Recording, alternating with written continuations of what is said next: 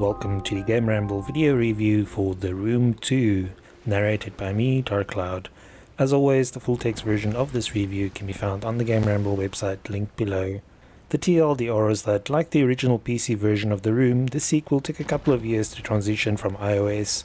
Players impatient after the cliffhanger ending had to turn to the iOS version for the sequel and indeed the third installment of the game, but those who held out for the PC version are in for a treat. Fireproof Games once again took the time to create an enhanced high-definition version of the game instead of simply releasing a quick port. Gameplay receives a 9 out of 10. The larger playing areas in the sequel makes for more puzzle variety.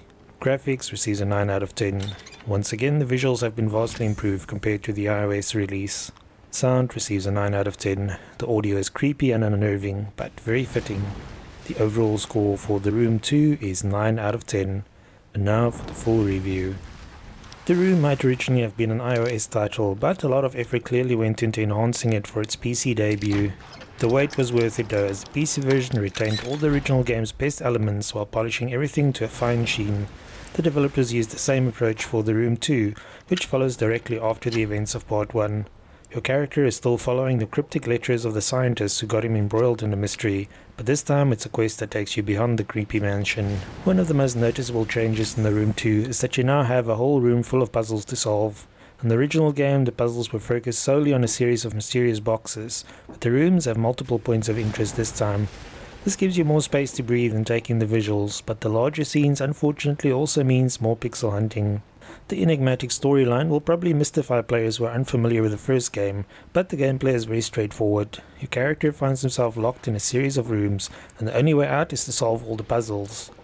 The puzzles are all centered around particular objects in the room, such as a model of a ship and a treasure chest on level 2.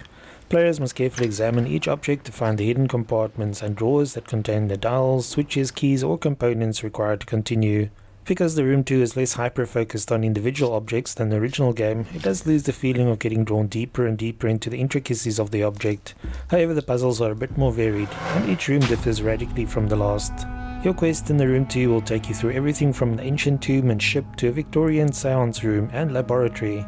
The game is viewed in first person, but you still cannot move around freely, despite the larger areas.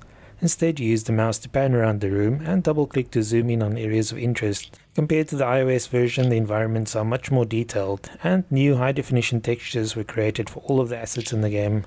The lighting for the PC version of the game also looks much improved and contributes to the polished feel of the game. The game is mouse-controlled and retains the tactile feeling of interacting with objects. Keys are dragged over keyholes and then rotated to open the lock, while drawers must be pulled back to open.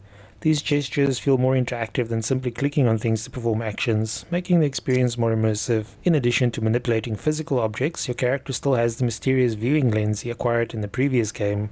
Activating it enables you to look for hidden clues and messages that are not visible to the naked eye. Although the playing area feels a bit larger, the puzzles in The Room 2 are still very linear. This can be confusing at times when you solve one puzzle and then have to search for what changed elsewhere in the room. Puzzle veterans shouldn't have any trouble completing the game in one sitting, but players who struggle can make use of a hint system. Like the first game, I recommend turning off the hints as the game is relatively short and solving the puzzles without help is much more satisfying.